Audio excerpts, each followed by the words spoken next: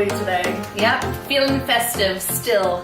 Hey guys, welcome back to our channel. Sorry you haven't seen us in a while. We're still here. We are still here, being, regular old Lazy moms.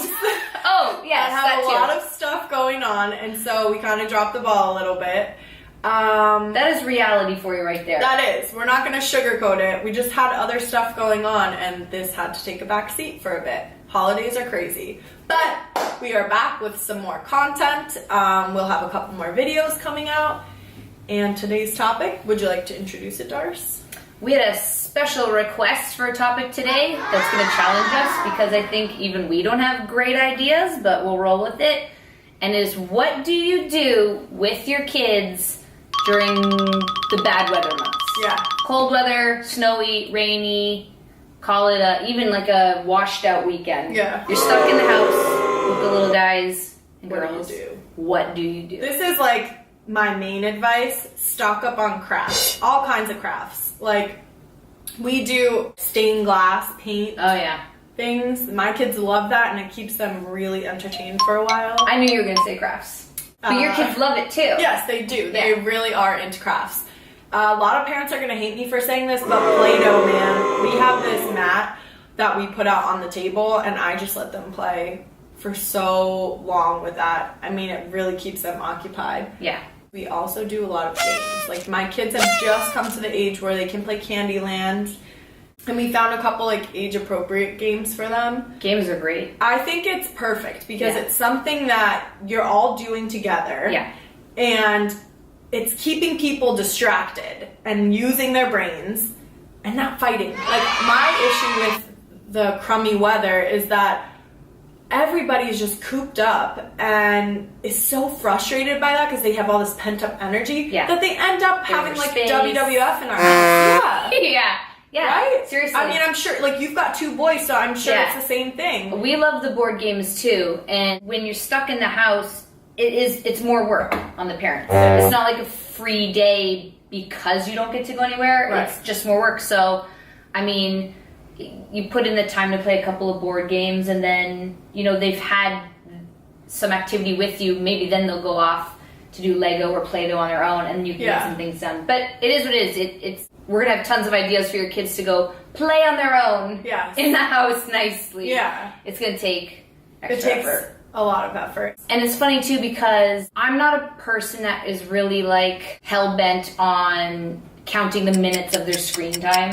Because some days they're going to have more than others because you're stuck inside. So, I don't mind if they play video games a little bit or watch a movie a little bit. Yeah. But on the flip side of that, with my kids, if they do it too long, it almost makes them unhappy. Yeah. Because they've been just stagnant and staring at something. Yes. They think it's what they want, but then bad moods in. Right. So we try to move around a little bit in the house as much as you can in the house. YouTube is a great resource. I mean, I can't even tell you the amount of times we found a yoga sesh. Yeah. And we did it it's silly but fun. That's so true. Cosmic Kids Yoga on YouTube. She's awesome.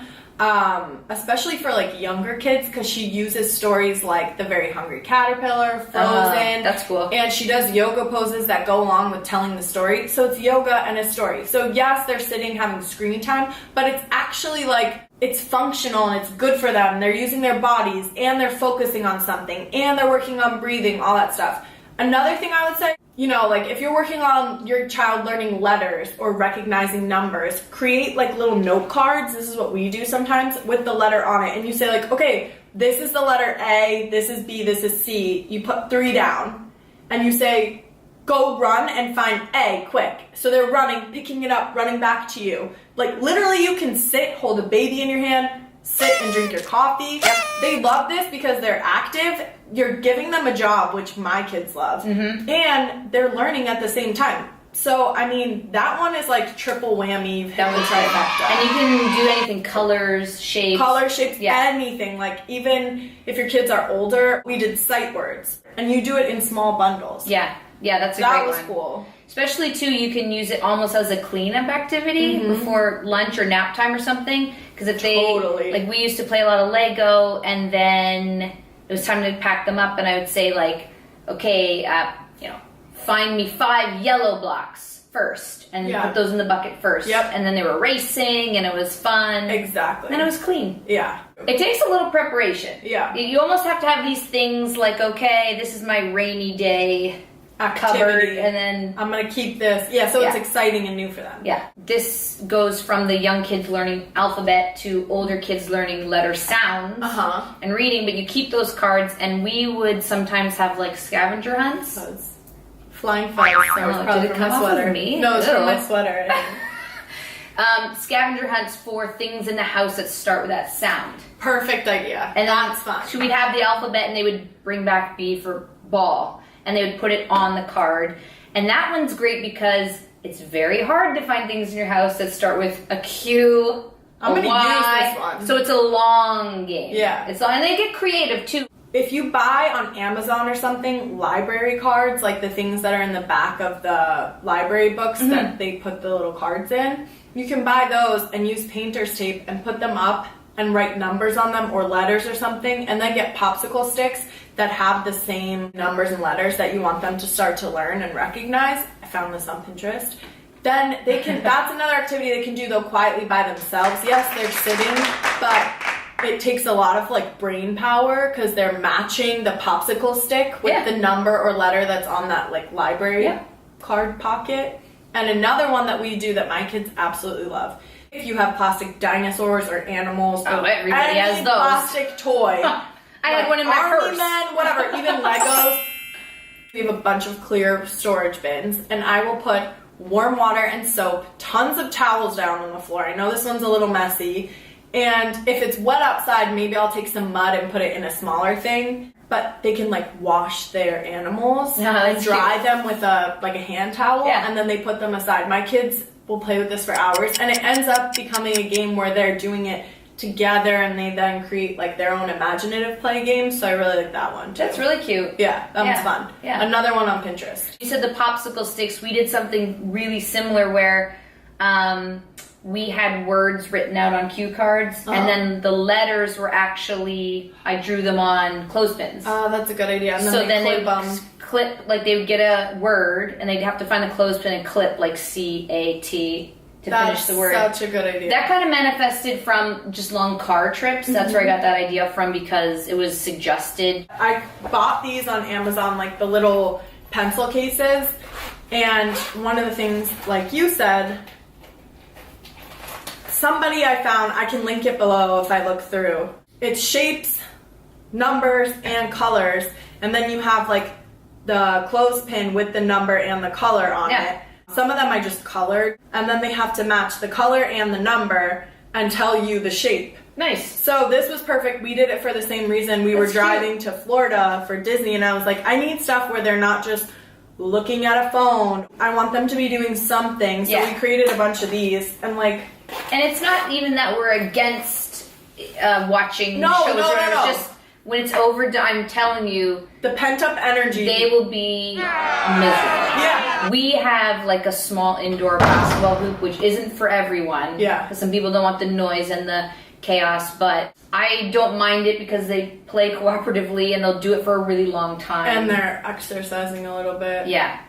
Oh, you know it's such a big thing too when you're stuck in the house is having a schedule. Yeah, that's tough. For us, it's so important because we'll say, okay, let's do this first, and then have lunch, and then you can play your iPad. Right. It's not just like, okay, guys, what do you want to do now? Yeah. We make the kids do, like, I give them little tasks because, like I said, my kids love a job. And it will be like, okay, do 5 jumping jacks and then run and get me this from your room and bring it back. And each one gets like a different job. Yeah. And I love that. Sometimes too, if they're task oriented, like your kids, and they just need a little bit of direction for the arts and crafts, I always like to say, well, we're making it for somebody. Yeah. Like they love Noodle Necklaces. Oh yeah. You know it's super easy, just taking dry pasta and shaking it with food coloring. Yeah. And then once it's dry, just like threading it. Yep, shoes with beads or something. Yeah. And we would spend a lot of time saying, okay, we're making this one for grandma. Yeah. And we're going to mail this one to... That's such a good idea. Yeah. And don't feel like you have to entertain them the entire day. No. You know, we're throwing out ideas, but I think that if you play a board game, you have lunch, you clean up a little bit, there's absolutely nothing wrong. And my kids are old enough for this. Within that schedule or timetable you've made for the day, to have some room time. And my kids are too old for a nap, but they know that when it's room time, that means either I need to get something done, and it's just a break in the action. They have timers in their room. The doors are open. It's not like a timeout, but it's, you guys, it's room. You play basketball, you watch the movie, it's room time. Yeah, that's what we do too. Yeah, the free-for-all-ness of being stuck indoors is everybody's downfall. Yeah. Well, hopefully you guys found this helpful. If anybody has any other suggestions, I mean, I'm always willing to take them. Yeah. And for any age group. And I'm sure people who are watching this will find the suggestions helpful. Do you have a wine of the day? Mine's like not kid related, but I have something I just want to whine about. Oh boy. Okay, here's my wine of the day. Okay, yeah. I understand why all the good movies come out in the theater at Christmas time. Yeah.